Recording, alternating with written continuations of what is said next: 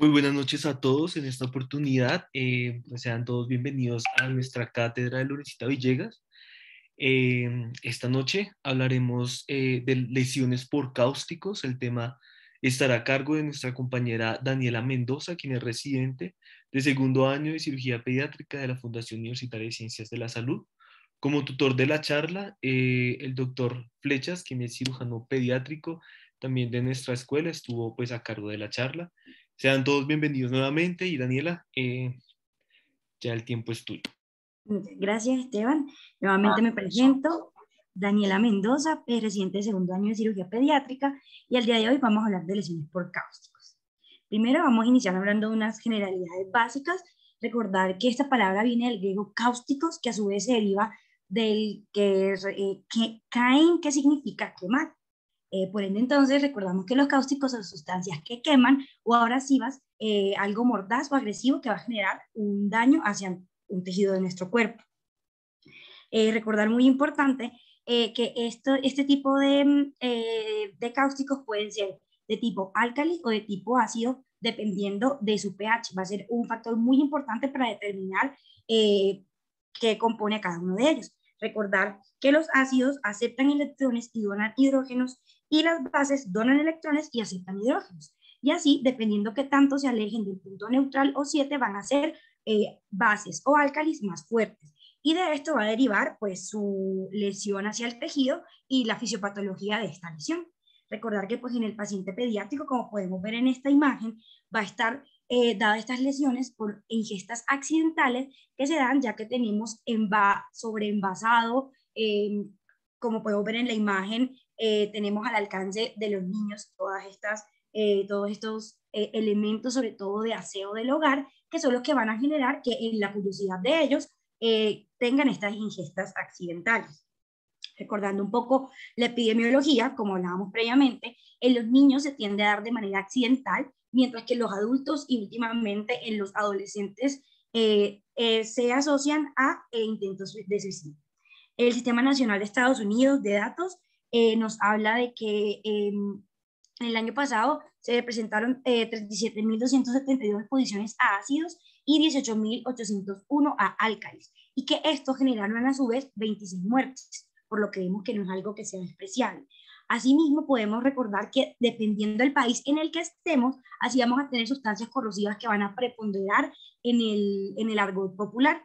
Entonces, recordemos que en Indonesia vamos a tener sustancias corrosivas como ácido acético glaciar, en India ácido hidroclórico, que lo utilizan para lavar los baños, en África Occidental el hidróxido de sodio, y en nuestro país vamos a tener sobre todo baterías que están compuestas de ácido sulfúrico, el álcali más importante es el hidróxido de sodio o la soda cáustica, que recordemos que se utilizan para el aseo de las viviendas, y el hipoclorito de sodio de entre el 3 y el 6%.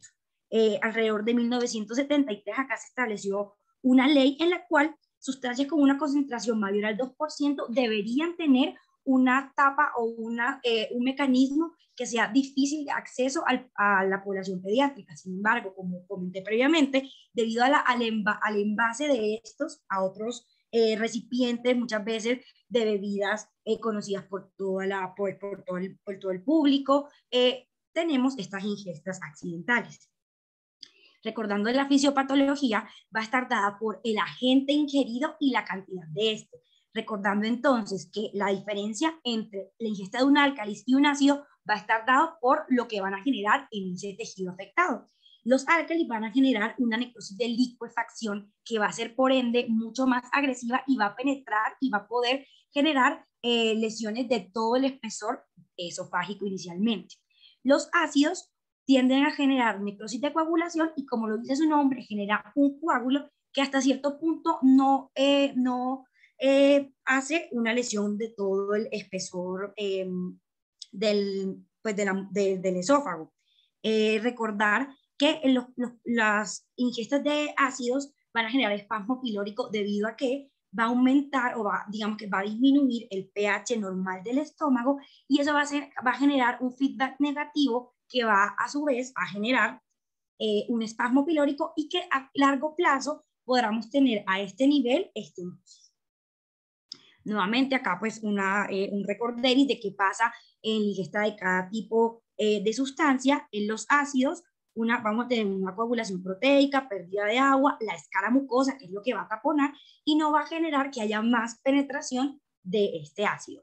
En cambio, el álcalis vamos a tener una liquefacción tisular que va a generar saponificación de grasas, trombosis capilar y desneutralización de proteínas. Esta trombosis va a generar que se retengamos agua y que esto además genere una quemadura térmica por hidratación en ese tejido al que está teniendo contacto y por ende aumenta su poder de penetración, y es por esto que las lesiones de los álcalis tienden a ser mucho más agresivas y se asocian con mayores complicaciones a largo plazo. Ahora, para ya entrar como en materia de nuestra charla, vamos a hablar de el tipo de lesiones y cómo las vamos a manejar. Para efectos prácticos, vamos a dividir las lesiones en 3 tipos. Una lesión leve, que se va a estar solamente circunscrita a la mucosa, que tiende a sanar y no genera complicaciones ni estenosis ni secuelas a largo plazo. Lesiones moderadas, que estas sanan, pero pueden tener ya complicaciones como la estenosis, o lesiones severas en las cuales ya vamos a tener lesiones transmurales y todo lo que ello concatena. Asimismo, podemos clasificar estas lesiones dependiendo del tiempo o de la fase en la que estemos. Hablamos de una fase inicial o una fase 1 en las primeras 24 horas, en la cual lo que va a preponderar es una inflamación que si se extiende vamos a tener alrededor de las 48 horas una trombosis extensa de los vasos submucosos. Y por último, la fase más tardía, alrededor de las 2 a las 3 semanas, vamos a iniciar la granulación de ese tejido afectado, generando estenosis, y siendo por esto, en este tiempo, que no se recomienda que se hagan endoscopias ni que se hagan dilataciones. Más adelante pues tocaremos esto mucho más a fondo. En cuanto a la clínica, igualmente vamos a dividirla para que sea mucho más fácil para nuestros reporteris en 3 escenarios. Una clínica leve que puede cursar asintomático, pero ojo, esto no quiere decir que nuestro paciente, a pesar de que esté asintomático, no tenga lesiones esofágicas. Por eso en todo paciente pediátrico es de vital importancia la endoscopia. Las lesiones moderadas, vamos allá a tener algo de disfagia y eritema en la orofaringe, y ya en la clínica severa, en esas lesiones que son muy agresivas, vamos a tener cialorrea, emesis, taquicardia, ulceración de orofaringe y boca, y en estos pacientes toca estar muy pendiente de nuestra vía aérea, de cómo está, porque esos pacientes requieren intubación orotraqueal y otro tipo de reanimación previo al manejo por nosotros. En cuanto al manejo, vamos también a dividirlo en 3 escenarios importantes. Una fase inicial, que es cuando nos llega el paciente a urgencias. Normalmente como cirujanos pediátricos no tenemos ese ingreso, no nos llega a nosotros, pero al momento de identificar y poder iniciar un manejo, somos de vital importancia, que es la parte más importante de esta fase inicial. Saber qué tiene nuestro paciente, cuál es la extensión de la lesión, para poder ya dar un manejo a este episodio agudo, que entraremos como en una segunda fase. Y ya en la fase crónica lo que queremos es restablecer la función de ese aparato digestivo que ha sido alterado pues por la ingesta de este cáustico. Un breve recorderis de lo que hacemos en el manejo de urgencias: el ABCD de cualquier lesión por tóxicos. Muy importante mirar la vía aérea, su permeabilidad, tener un acceso venoso de gran calibre para iniciar la reposición hídrica, mirar qué tanta compromiso general tiene nuestro paciente y si hay exposiciones en otras mucosas, no solo la oral. Hay reportes de que la mucosa oral también, a nivel ocular se ve afectada, además de la oral y de todo el sistema gastrointestinal, y es muy importante el lavado ocular, el retirar toda la ropa, revisar dónde están todas las exposiciones de este paciente. Muy importante no inducir emesis, no realizar lavado gástrico y no utilizar carbón activado, que es como una de las principales manejos que se hacen en las urgencias cuando tenemos pacientes intoxicados. En este caso, estos pacientes no se benefician de ninguno de estos manejos. ¿De qué se benefician? Como hablamos, vía aérea permeable, líquidos endovenosos isotónicos para una buena reanimación, sobre todo en nuestro paciente pediátrico, iniciar inhibidor de bomba de protones o antagonista de receptores H2 e iniciar ya el abordaje, pidiendo entonces un hemograma con gases arteriales, una química sanguínea completa, una radiografía de tórax y abdomen, muy importante para descartar complicaciones graves iniciales, llámese o de que tengamos neumomediastino, neumotórax o neumoperitoneo. También unas vías digestivas con contraste hidrosoluble, si digamos que tenemos unas vías, una radiografía que son equívocas, que nos generan duda. En cuanto a la ecografía, mucho se ha hablado sobre si se debe o no realizar. Realmente se utiliza más que todo cuando no se pueden hacer ninguna de las anteriores y para ver estado inicial muchas veces de la mucosa esofágica se puede realizar. El TAC versus la resonancia magnética también está muy debatido. El TAC es de vital importancia para el manejo, para identificar esas lesiones en pacientes que no pueden ser llevados a una endoscopia, y más adelante vamos a ver incluso cómo hay una correlación imagenológica y endoscópica. Y la resonancia magnética está muy supeditada al centro donde estamos y pues también de la estabilidad de nuestro paciente. De entrada, la sonda nasogástrica no está indicada en estos pacientes, ya que pues, vamos a lesionar mucho más esta mucosa. En algunas ocasiones, y cuando hablemos del manejo médico, se puede plantear vía endoscópica avanzar una sonda para alimentación. En cuanto al manejo endoscópico, que sabemos que es un pilar muy importante para el manejo de nuestro paciente, se recomienda hacer en las primeras 12 a 24 horas. Incluso hay reportes que hablan hasta de las 96 horas. Pero recordar que entre el quinto y el quinceavo día, o entre el cuarto y el 14º día, dependiendo de la literatura que leamos, no es muy seguro porque tenemos friabilidad de esa mucosa que está empezando a generar toda la reacción fibroblástica para pues para su cicatrización. Entonces, ¿en qué paciente está indicado el manejo endoscópico? Un paciente sintomático, en todo paciente pediátrico, muy importante porque es nuestro grupo etario, cuando tenemos quemaduras o lesiones en la mucosa oral, que obviamente nos hablan de que probablemente la lesión se extiende más allá de ellas, y cuando tenemos una ingesta de sustancias con un alto riesgo de injuria esofágica, es decir, un álcalis o un ácido fuerte. ¿En qué pacientes no se recomienda hacer una endoscopia de entrada o hay que llenarnos de razones para llevarlos a ellos? Pacientes inestables hemodinámicamente, obviamente, con dificultad respiratoria, porque prima asegurar esa vía aérea, y que tenga signos imaginológicos de perforación, porque pues, el manejo va a ser completamente diferente. Al momento de realizar el manejo endoscópico, vamos a poder aplicar esta escala de Sargar, que es muy importante porque nos va a hablar no solamente del pronóstico, sino que nos va a ayudar a orientar el manejo de este paciente. Hablar rápidamente de ello, se divide en 4 estadios. El estadio 0 o normal, en el que hay una completa recuperación, como podemos ver aquí en la imagen número A. Ya en el grado 1 vamos a tener edema y eritema, también con un buen pronóstico porque se recuperan completamente. En la 2A vamos a tener friabilidad, ya vamos a tener hemorragias y úlceras superficiales. En algunas ocasiones estos pacientes pueden tener estenosis. En la clasificación 2B ya vamos a tener úlceras que van a ser mucho más profundas, que pueden ser circunferenciales, que además vamos a tener friabilidad, hemorragia y obviamente pues las ulceraciones. Y hay una manera muy fácil de diferenciar la A de la B, y es que la 2B, perdón, vamos a tener úlceras circunferenciales y en la 2A tienden a ser lineales.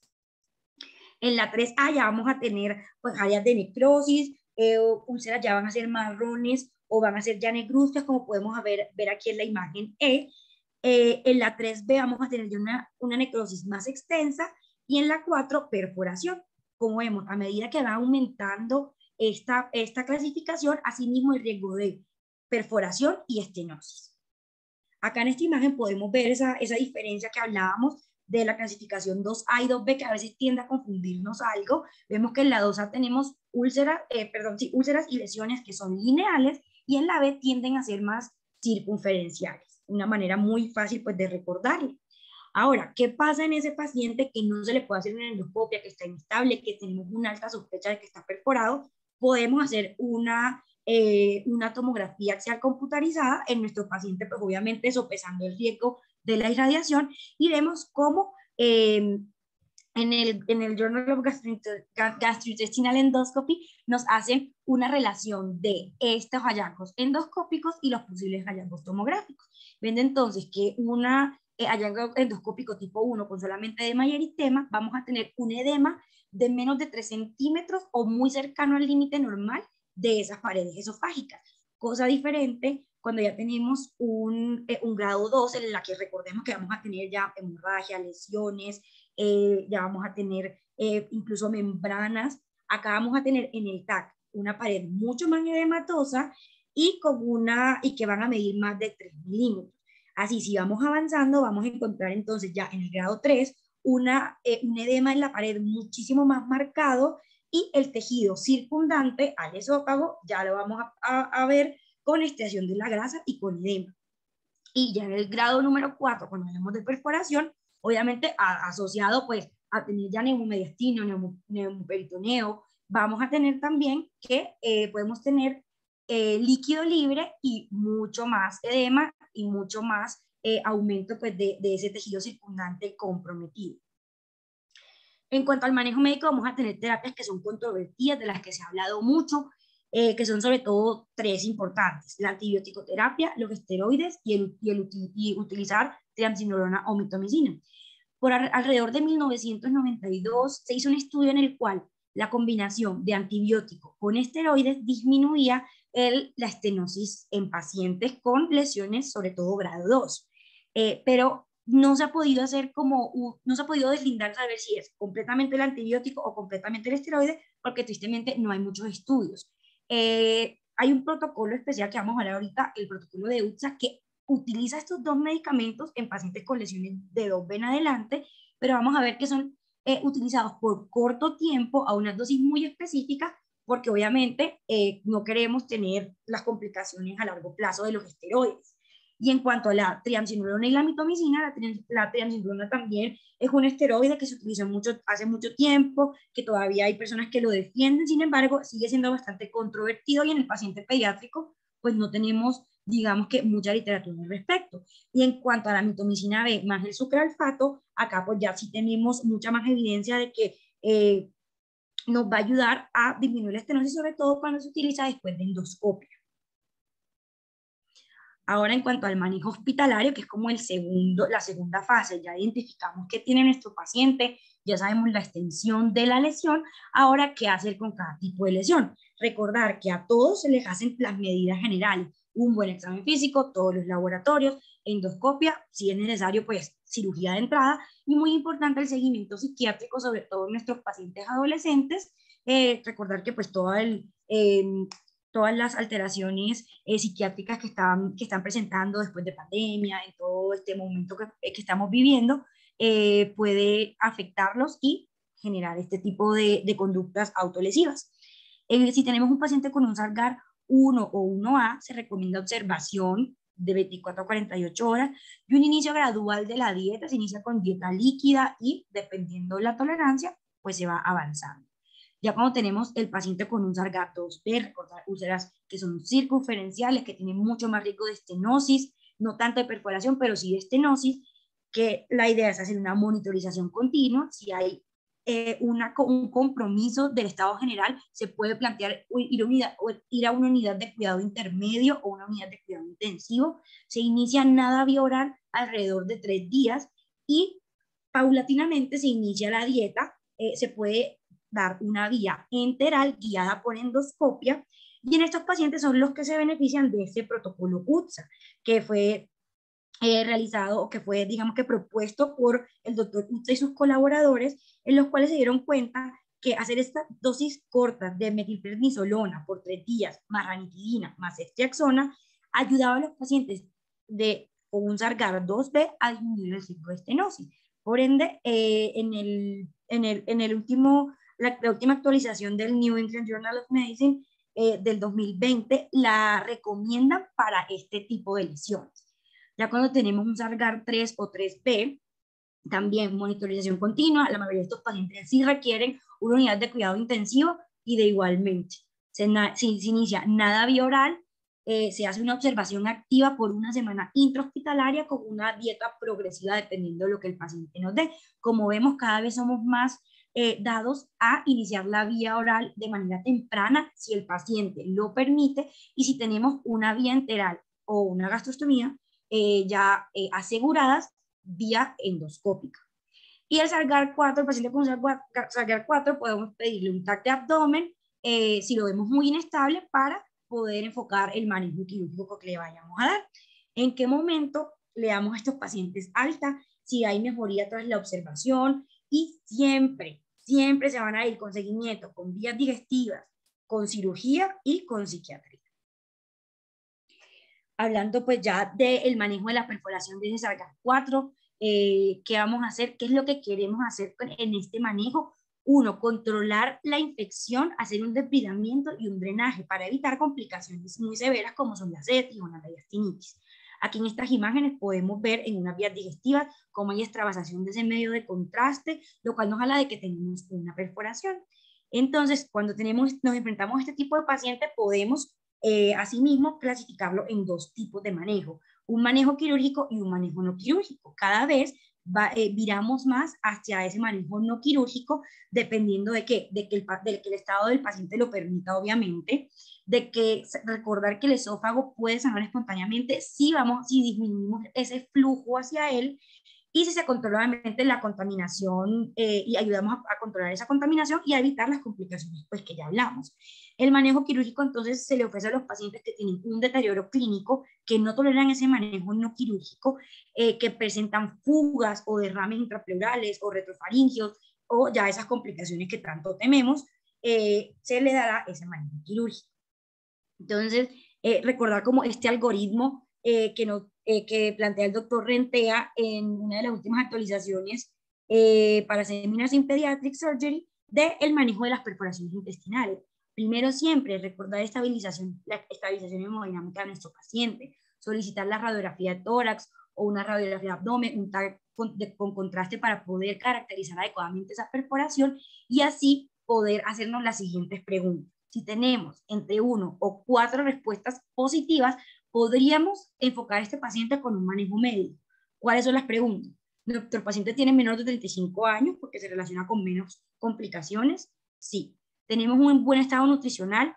Si es positivo. ¿Tenemos una lesión exofágica de base? O sea, pacientes que tengan malformaciones, alteraciones esofágicas per se, que obviamente compliquen esa ingesta de cáusticos. ¿Tenemos o no una fuga contenida? Y muy importante, ¿está estable o tiene signos de mediastinitis? Si tenemos más de 4 sí en estas preguntas, podemos dar de manera tranquila un manejo no quirúrgico. ¿Y en qué se va a basar ese manejo? Nada de oral. En estos pacientes, vía endoscópica, se puede instaurar una sonda que nos descomprima, antibiótico, y si es necesario, un drenaje que sea guiado por imágenes. Si vemos que tenemos menos de 4 sí a estas preguntas, el paciente va a ser candidato a un manejo quirúrgico, que dependiendo del lugar de la lesión, del lugar esofágico de la lesión, también vamos a tener abordajes y manejos diferentes. Si tenemos una lesión a nivel cervical, podemos hacer un drenaje ya sea guiado por imágenes, y si es torácico o abdominal, ya tenemos que entrar a pensar que queremos un reparo primario, o una esofagectomía más una reconstrucción, o definitivamente una esofagostomía para derivar el paciente y plantear en un segundo tiempo un manejo reconstructivo. Si este paciente que manejamos médicamente en 48 horas no mejora, hay que plantear el manejo quirúrgico. Si este drenaje o los drenajes que son guiados por imágenes fallan, también plantear un manejo quirúrgico. Ahora, ya para entrar un poco más en tema, para el manejo de estas perforaciones esofágicas, ¿qué tenemos que tener muy pendiente? Las vías de abordaje, como hablamos previamente, en el lugar en el que esté la perforación, asimismo el abordaje de esta va a cambiar. Si tenemos lesiones en el esófago cervical, vamos a hacer unas incisiones en el tercio medio del esternocleidomastoideo, ya más adelante explicaremos bien. Lesiones en el esófago torácico proximal, se recomienda toracotomía derecha a nivel del sexto espacio intercostal, y si es distal, a nivel del octavo espacio intercostal izquierdo. Y si es esófago abdominal, pues obviamente una laparotomía va a ser mucho más fácil, o una laparoscopia para el abordaje de estas lesiones.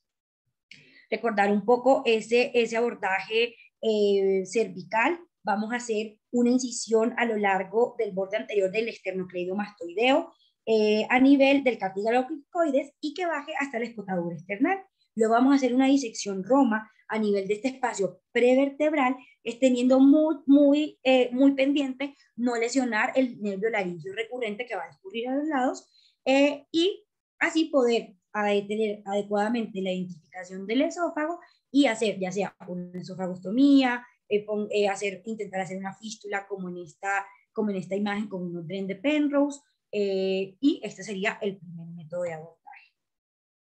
Para estos cierres primarios, ¿qué es lo que vamos a realizar? Muy importante para ellos tener en cuenta que tenemos que desvidar el tejido desvitalizado desde el sitio de la perforación. Entonces, tenemos una perforación identificada, vamos a hacer una incisión hacia proximal y hacia distal 1 centímetro para intentar buscar mucosa que esté normal. Esa mucosa se tiene que cerrar, ya sea con sutura mecánica, como podemos ver aquí en esta imagen, pero si no se cuenta, pues también se pueden hacer con unos puntos simples, con una sutura absorbible, seguido de un segundo plano en el cual se cierre pues la muscular, ya sea con puntos también simples de sutura no absorbible o con una sutura continua, como podemos ver en esta imagen. Muy importante, muchos de los cirujanos reportan que las primeras 24 horas se ven muy abocados a hacer un cierre primario y lo refuerzan con estos flaps o con estos flaps que pueden hacerlos pleurales o pueden hacerlos de aumento a nivel, pues dependiendo del nivel esofágico en el que nos encontremos. Acá en estas imágenes vemos cómo tenemos una lesión esofágica, en esta hacen un flap directo, como vemos lo hacen también en dos tiempos, con 2 suturas de puntos simples con sutura no absorbida. En esta imagen vemos cómo tenemos una perforación esofágica distal, cómo se hace el cierre en 2 planos y posteriormente se hace un flap con aumento para ayudar a sellar ese reparo primario. En los pacientes en los que tengamos lesiones mucho más extensas, en las que tengamos que plantear un posible segundo tiempo quirúrgico, o en los que no sea posible hacerlo en un reparo primario, podemos ayudarnos de unas esofagostomías laterales o de exclusión, que lo que buscan es, como vemos en esta imagen, hacer una derivación del esófago proximal y hacer un clampeaje del esófago distal, siempre teniendo en cuenta de no lesionar el nervio vago a ninguno de los 2 lados, con una presión que sea suficiente para que no haya reflujo, pero que no nos genere isquemia. Y en esta imagen que ven a su izquierda, vemos cómo también se pueden hacer de esas esofagostomías no tan altas como de pronto estamos acostumbrados a ver en el paciente pediátrico, sobre todo en el paciente con la atresia esofágica, son mucho más distales para preservar justamente el mayor esófago nativo que se pueda. Se hace una exteriorización del esófago con el abordaje que ya vimos, el abordaje cervical, y se hace luego una tunelización y se aboca pues acá un poco más distal para tener mucho más esófago al momento de un segundo tiempo quirúrgico. Nuevamente más adelante hablaremos de todas esas reconstrucciones. Vamos a hablar ahora de cómo se maneja esa fase crónica. Anteriormente ya vimos qué hacer en el paciente agudo. Me llegó el paciente, tenía una perforación, la pude controlar, o definitivamente no pude, me tocó hacer una esofagostomía, hacer luego un segundo tiempo quirúrgico. Pero ¿qué pasa en el paciente que no requiere un manejo tan agresivo, pero que va a tener complicaciones? La más importante de ellas, una de las más temidas, las estenosis esofágicas, que se van a manejar con dilataciones. Recordar que entre el 3 al 57% de todos los pacientes con lesiones por cáusticos van a presentar una estenosis, que los pacientes de 2B en adelante van a tener un riesgo muy alto, y que las lesiones grado 3 en adelante tenemos un 90% de posibilidad de tener una estenosis que requiera una dilatación. Entonces, recordar que todos los pacientes con lesión de 2A en adelante, se recomienda el seguimiento con un esofagograma de 2 a 3 semanas después de la ingesta de cáusticos, más allá para evitar ese momento en el que está friable el esófago, pero que nos permita iniciar un seguimiento para determinar si requiere o no una dilatación. Y hay, digamos que todavía mucha controversia de en qué momento es el mejor para realizar esta dilatación, si después de la 6ª semana, si entre el 7º y el 28º día. Como sabemos, importante, entre el 5 y el 15º día está prohibido por el riesgo tan alto de perforación que tenemos. Ahora, para dilatación, recordar que tenemos múltiples maneras de realizarlo. Obviamente acá a nivel superior vemos una de las más usadas, que es con el balón y guiado por fluoroscopio. Necesitamos tener un endoscopio y los balones que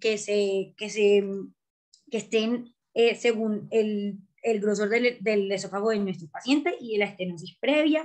Pero también hay otras formas de realizar las dilataciones, como son estas que vemos acá, que son las bujías. Una de las más famosas son los dilatadores de Savary. Como vemos acá, también se hace con guía fluoroscópica. Pasamos una guía que se ve a nivel de la fluoroscopia y luego se pasa sobre esta el dilatador, que puede tener 3 punticas, una punta filiforme, una punta pues de la bujía normal o de esta que es la típica del Savary.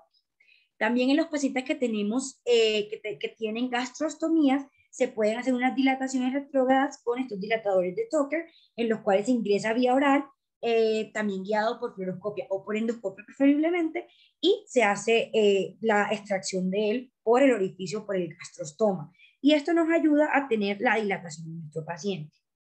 Ahora, surge la duda, ¿en qué momento parar o qué tipo de factores de nuestro paciente nos haría pensar que van a ser de complicaciones en las dilataciones o que se van a complicar o que no van a ser efectivos? Esta misma duda se le hicieron alrededor del 2020 el doctor Khaled y colaboradores, y hicieron este estudio que fue publicado en el Journal of Pediatric Surgery, que lo que miraba era ver qué predictores me podían hablar de que esas dilataciones iban a ser fallidas. Ellos cogieron un grupo de 100 pacientes, 47 de ellos eran hombres, 57 mujeres, y lo dividieron en 2 grupos para que fuera mucho más fácil, unas estenosis cortas, menos de 3 centímetros, y unas estenosis largas, mayores de 3 centímetros, y miraron el tiempo en que se curaba o que tenía ausencia de síntomas como disfagia al seguimiento de esos pacientes dependiendo del número de dilataciones. Y ellos entonces que encontraron que pacientes con un segmento largo, o sea, estenosis más de 3 centímetros, que tengan antecedentes de reflujo gastroesofágico o con un reflujo gastroesofágico muy marcado y con perforación, van a tener o van a ser predictores de que esas dilataciones van a ser fallidas. Entonces, como muy importante tenerlo en cuenta, porque si nos enfrentamos a un paciente con una estenosis de más de 3 centímetros, podemos empezar a pensar que las dilataciones, en caso de una estenosis, no van a ser del todo satisfactorias como uno quisiera. Otro digamos que de los métodos que podemos utilizar para el paciente que tiene una estenosis son la colocación de stent, los cuales pues se hacen, como podemos ver acá, vía endoscópica. Tenemos de muchos tipos, autoexpansibles o de metal, stent plásticos, stent biodegradables, y estos con las complicaciones asociadas a ellos, como la formación de fístulas, que migren, pero es una alternativa que es bueno tener en cuenta. En la población pediátrica se usa muy poco, pero cada día se puede encontrar literatura que está a favor de ellos, pues por la posibilidad de mejorar esa estenosis. Y ya algo muy importante, el reemplazo esofágico. En esos pacientes en los que definitivamente hubo una perforación o que no se pudo manejar, o que definitivamente tienen una estenosis demasiado extensa, empezamos a pensar en un reemplazo esofágico y tenemos como básicamente 3 grandes posibles reemplazos. Uno de ellos es el hacer un ascenso gástrico, reemplazar con estómago. ¿Cuáles son los pros de hacer un ascenso gástrico? Que solo requiere una anastomosis, que se puede hacer por un abordaje laparoscópico. Contras, vamos a tener un reflujo mucho más sintomático y se tiende a tener metaplasia columnar sobre esa anastomosis o hasta esófago de Barrett. La transposición colónica, que es de la que más vamos a hablar en esta charla, ya que ascenso gástrico se ha tratado en múltiples ocasiones en nuestra cátedra, cuando hablamos de atresia esofágica. Esta vez yo quise traer a colación la transposición colónica, ya que en la mayoría de literatura lo preponderan para el manejo de estos pacientes con lesiones por cáusticos, dado a que tiene una buena vasculatura a través de la arteria marginal cuando se hace la resección, lo que permite una adecuada movilidad, va a tener un adecuado calibre para la estenosis, vamos a tener ausencia de esófago de Barrett. Cuando tenemos se sube como se debe ascender, isoperistáltico, vamos a tener un vaciamiento rápido, pero ojo, podemos tener redundancia en que empiece a crecer ese colon y empecemos a tener complicaciones como que empecemos a tener éstasis de los alimentos. El mejor tiempo para realizarlo, también hay mucha controversia de alrededor de los 6 meses, pero hay literaturas, perdón, que uno revisa que dice que cuando empiecen más o menos a iniciar la caminata por la movilidad, aproximadamente alrededor del año. Otro tipo de injerto que podemos hacer es la proposición diayunal. Hay literatura digamos que habla muy bien de ella, sin embargo tenemos que recordar que vamos a tener un meso mucho más corto, por lo cual vamos a necesitar anastomosis vasculares mucho más complejas para mantenerlo vital.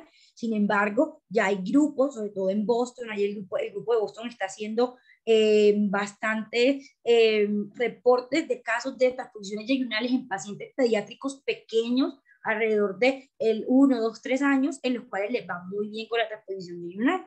Sin embargo, pues también necesitamos seguir estudiando mucho más a fondo esto.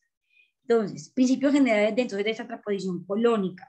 Si tenemos una esofagectomía que sea lo más extensa posible, en quemaduras extensas, valga la redundancia, ya que vamos a tener menor porcentaje de esófago lesionado y por ende menor posibilidad de complicaciones a largo plazo, como son las neoplasias, de las cuales hablaremos cuando hablemos algo de pronóstico.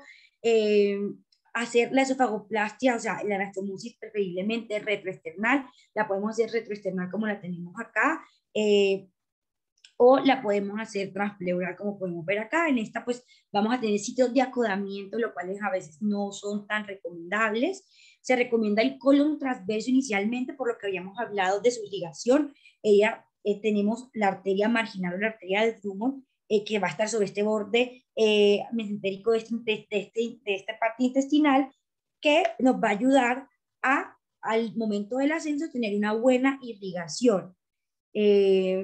Recordar hacer una anastomosis en sentido isoperistáltica y como complicaciones o como digamos que contras, podemos tener alto riesgo de fugas anastomóticas y por eso se recomienda mucho anastomosis que sean altas, esofágicas, para evitar la mediastinitis si llegamos a tener estas fugas anastomóticas.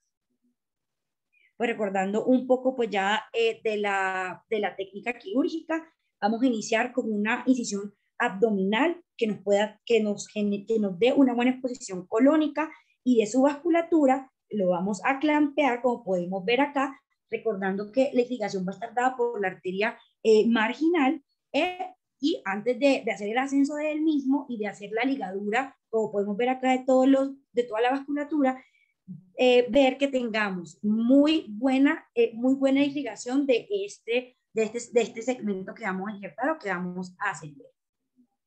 Luego de que ya tenemos identificado nuestra porción colónica, debemos hacer una disección mediastinal Roma, como podemos ver acá.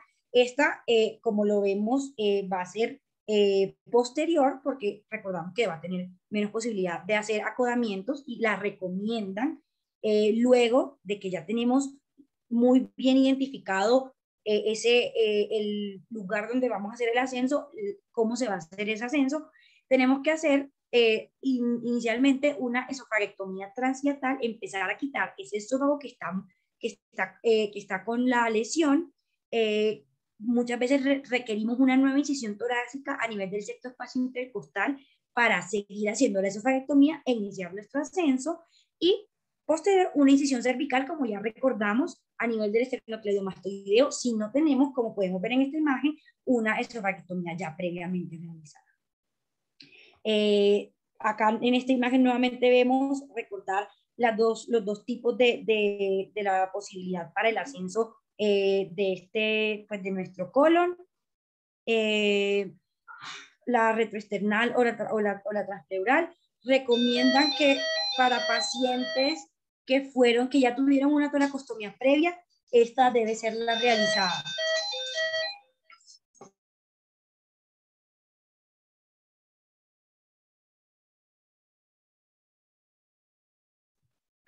Disculpen la falla técnica. Continuamos.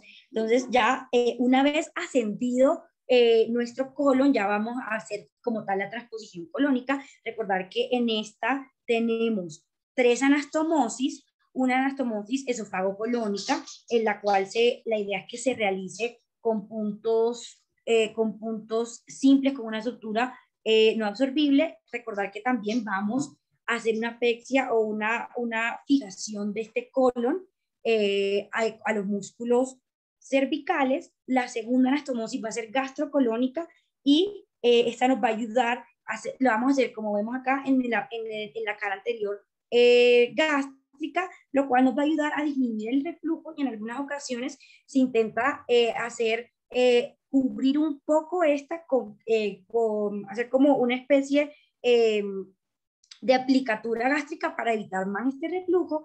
Y la última anastomosis es la colocólica, como podemos ver acá, que se puede hacer ya sea con sutura mecánica también, o con puntos simples con sutura. En las estenosis que no son tan extensas, pero que requieren un manejo quirúrgico, podemos hacer esto que son llamados la esofagoplastia con parche colónico, eso que traduce. Hacer una resección y un ascenso mucho más corto que sea a la medida de la estenosis que tenemos. Entonces, acá se va a identificar y se va a estar irrigado esta porción colónica por la cólica derecha, se va a medir digamos que el diámetro, el largo de esa estenosis, y así mismo se va a hacer el ascenso de la misma. Se va a hacer, como vemos acá, se va a hacer una abertura entre estos para poder, como vemos acá, esta anastomosis entre ambas estructuras. Y luego una anastomosis colocólica en el lugar del cual se hizo la resección de este. Para el manejo postoperatorio de los pacientes que son llevados a transposición colónica, recordar que si se coloca o si se instaura un tubo intracolónico o digamos que una sonda que no sería nasogástrica ni sería nasocolónica, se retira al 3er día si no tenemos distensión en la radiografía. Al 7º día postoperatorio se recomienda iniciar vías digestivas para ver si no tenemos fuga, iniciar la vía oral. Y recordar que la principal complicación temprana son complicaciones de tipo respiratorios. Vamos a tener una gran mortalidad entre el 1 y el 5% secundaria a aspiraciones, y las complicaciones tardías están dadas por escoliosis en un 25%, un reflujo gastroesofágico en un 40%, y recordar que algo muy positivo de los parches colónicos es que al ser un segmento mucho más corto, no vamos a tener esa redundancia de la que habíamos hablado que se puede presentar en los pacientes con una transposición colónica mucho más extensa. Ahora ya pues para terminar, genera la duda, y al momento de hacer mi estudio me generaba la duda, ¿cuál de todas estas entre la transposición colónica o el ascenso gástrico es mejor? Obviamente eso está bastante debatido, ya vimos los pros y los contras de cada uno. En esta charla estudiamos un poco más de cómo se realiza una transposición colónica, pero pues a la luz de la literatura, ¿qué es lo que tenemos? Tristemente tenemos pocos estudios en el paciente pediátrico. Este que traigo es un poquito viejo, es del 2017, pero se publicó en el Journal of Pediatric Surgery de un grupo de Sao Paulo que se hicieron esta misma pregunta y estudiaron en todos los pacientes que necesitaban un reemplazo esofágico el seguimiento de los pacientes que eran llevados a ascenso gástrico, transposición gástrica versus una transposición colónica. Entre las causas o entre las indicaciones de este reemplazo esofágico vemos pues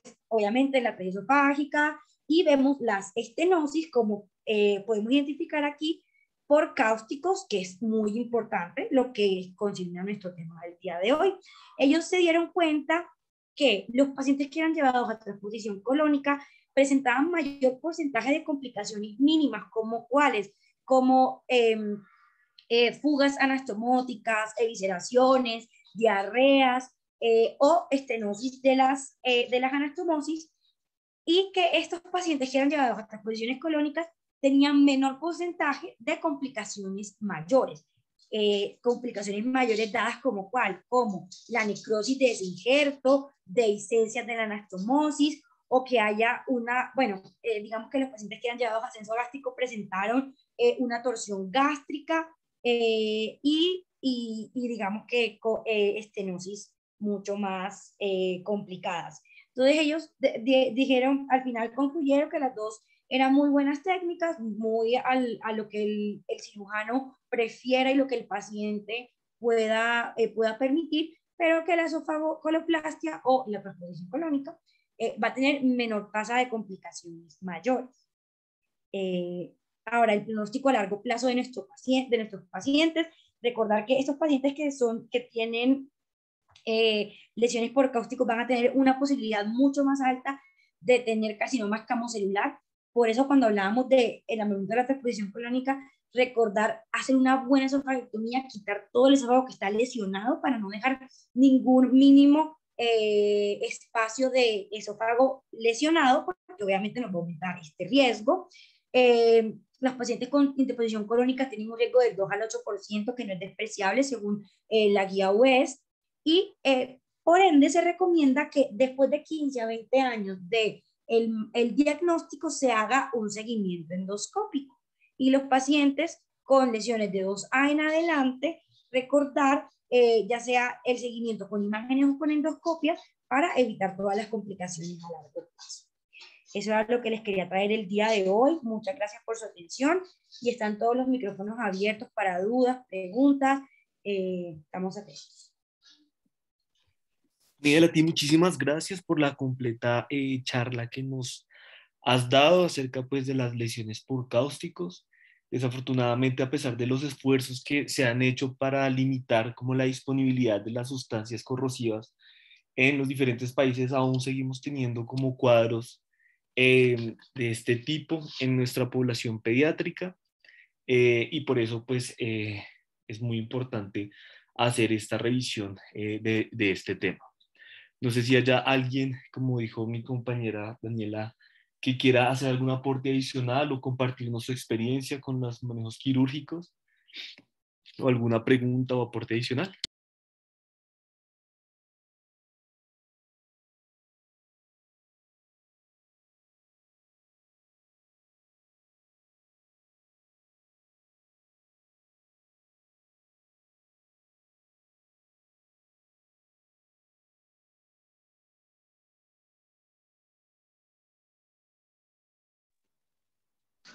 Hola, buenas noches a todos. Daniela, creo que fue una muy buena presentación. Abarcaste como todo lo necesario que hay que saber al abordar este tipo de patología en los pacientes pediátricos, y tocaste los puntos claves en el momento de pensar que el esófago nativo no se puede preservar y hay que recurrir a un reemplazo.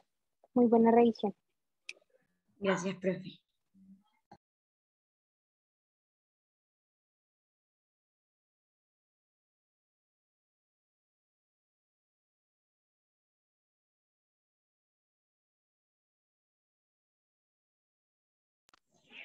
No, la felicitación, Dani. Muy bien.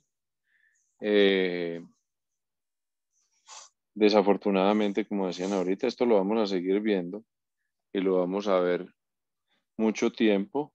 Para recordar que no, cuando vean la literatura, busquen en la literatura lo que venga acerca de este tema, lo que venga de los países del sudeste asiático o africanos, que son comparables a nuestro estilo de vida.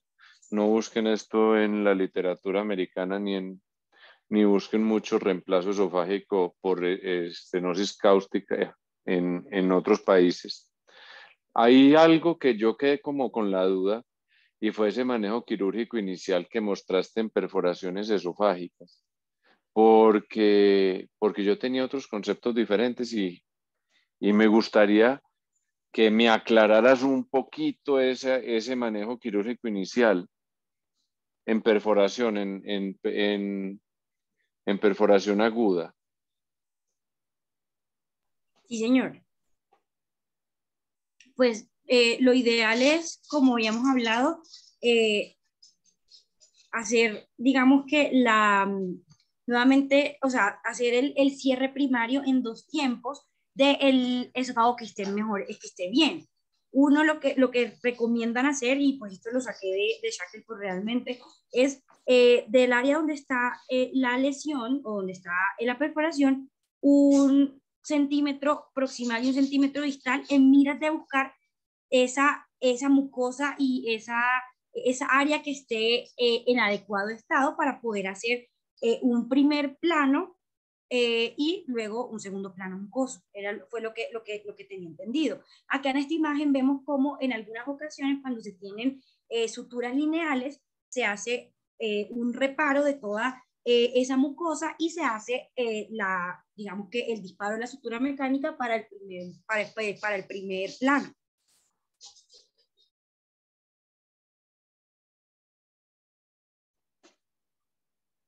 Muchas gracias, Daniela. Yo sigo con mi misma duda, pero no tengo manera en este momento de decir algo.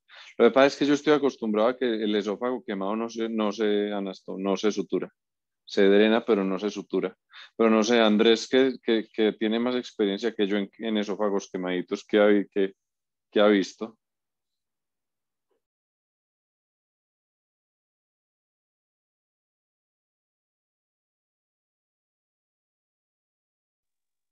Pues bueno, ¿Aló? ¿Sí me oye? Sí, Andrés. Sí, señor.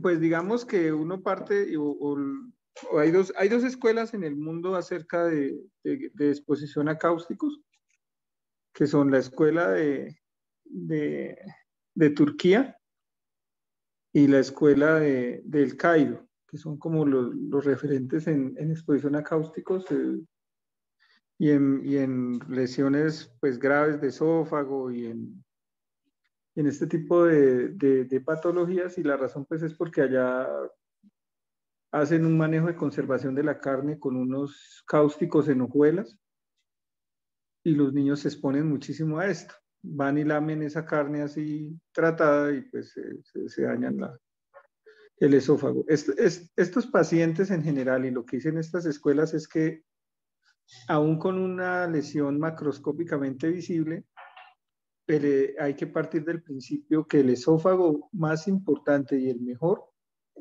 es el esófago nativo, independientemente de qué tipo de lesión uno encuentre en ellas. Entonces, pues básicamente no le hacen un cierre, o sea, no lo suturan, pero sí lo defuncionalizan. Y la forma de funcionalización puede ser activa o pasiva. La defuncionalización activa consiste pues en poner un tubo de 2 luces que es pues una gastroyeyunostomía, hacer una gastrostomía y pasar un tubo de gastroyeyuno. Y este tubo de gastroyeyuno, ¿aló? ¿Me oyen? Sí, ¿Aló? Y este tubo de gastroyeyuno Sí, pues se deja señor. abierta la sonda gástrica eh, y se alimenta el paciente por la yeyuno y pues con esto lo manejan, ¿sí? Y adicional en algunos, sobre todo la escuela de Turquía, lo que hace pues es hacerle un antirreflujo a esa gastroyeyuno y dejarlo ahí quieto, ¿sí? Eso pues para no hacerlo. En algunos casos, como por ejemplo en la escuela para esófago difícil de Boston, lo que hacen en estos pacientes es avanzar un estén esofágico sobre esa lesión así de quemada y dejar que simplemente ferule o granule ahí sobre eso y queda como un molde sobre ese estén, y a la 6ª semana se le quita y queda ahí. Pero todo esto buscando pues bajo el principio de la conservación del esófago realmente. Entonces, pues digamos que hay una como una escuela preconizada desde la cirugía general. Eso no es por echarle vainazos al doctor Juan Fernando Medina, ni más faltaba, pero hay una escuela preconizada desde cirugía general basada en la experiencia del doctor Orringer, que habla de, en estos pacientes que tienen perforación secundaria a una lesión o una exposición por cáusticos, pues que la maniobra salvadora de vidas es pues, la esofagostomía, la gastrostomía y el reemplazo esofágico posterior. Digámoslo así. No, pero es que yo te la digo peor. Cuando estábamos chiquitos, cuando se nos perforaba un esófago en una dilatación, nosotros no pensábamos tanto, lo teníamos como indicación de reemplazo. O sea, imagine cómo van cambiando las cosas. Pero antes, si se nos perforaba el esófago, se nos reventaba en una dilatación, no pensábamos en drenaje de mediastino ni nada de eso, sino que se iba de reemplazo. Y en ese caso, si poníamos colon, no pensábamos ni siquiera en hacer una posición ortotópica. Siempre íbamos por vía retroesternal y dejábamos el esófago nativo, que es otra cosa diferente a lo que vi ahorita. Sí, digamos que lo que vieron sobre todo los de Turquía, era que esos esófagos que se dejan, se vacuolizan y posteriormente tienen hasta, creo que son 60 o 100 veces más riesgo de hacer un CA escamocelular con el paso de los años sobre ese esófago vacuolizado que queda en el mediastino. Entonces, pues digamos que entonces eso plantea un desafío, porque pues, hacer pues este tipo de reemplazos y dejar ahí, pues es dejar una fuente de CA escamocelular con el tiempo, y pues eso digamos que ha entrado un poquito en desuso. Ahí viene pues otra consideración, y es cuando uno finalmente, porque la lesión es tan extensa que se produce un orificio demasiado grande, es el retiro de esto antes de que se establezca la inflamación severa. En algunos casos pues lo aconsejan, pero digamos que la mayoría de veces, la inmensa mayoría de veces, lo que pasa es que la perforación es lo suficientemente pequeña para poder ser manejada de forma conservadora con una defuncionalización pasiva del esófago, que consiste simplemente pues por endoscopia pasar una sonda y hacer una esófago gastrostomía en tal caso, e incluso un antirreflujo pensarle en algún momento, y dejarlo ahí hasta que se cierre y se establezca la inflamación, que finalmente casi siempre termina en una estenosis ahí sobre donde se perforó, y empezar un protocolo de dilatación, o pensar en después poner un stent. Digamos que en eso va como el estado del arte en ese sentido. Pues, y esa es como la experiencia que nosotros teníamos respecto a tratar de conservar el esófago nativo. No sé si quisiera alguien más exponer alguna cosa o controvertir. ¿Aló? Sí, no, muchas gracias, Andrés. Yo realmente desde que terminé residencia y que se ha hecho como el cambio grande del manejo, no he visto que si se hace o sea, si se hace un plan terapéutico adecuado, un manejo médico inicial, unas evaluaciones periódicas y unas dilataciones en el momento en que se requieran, no he visto que terminemos haciendo reemplazos, y sí mucho éxito con el manejo médico, y también recordando que es mucho mejor dilatar un esófago nativo que dilatar un reemplazo. Entonces, siempre es mejor demorarse todo lo que se pueda antes de llegar a una técnica de reemplazo, por más que me encante ese tipo de cirugías.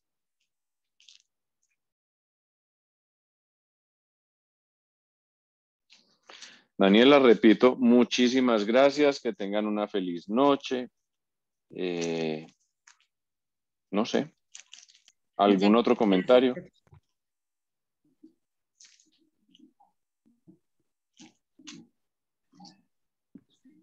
A descansar todos. Gracias. Muchas Chao. gracias, profe, por sus aportes. Chao, gracias.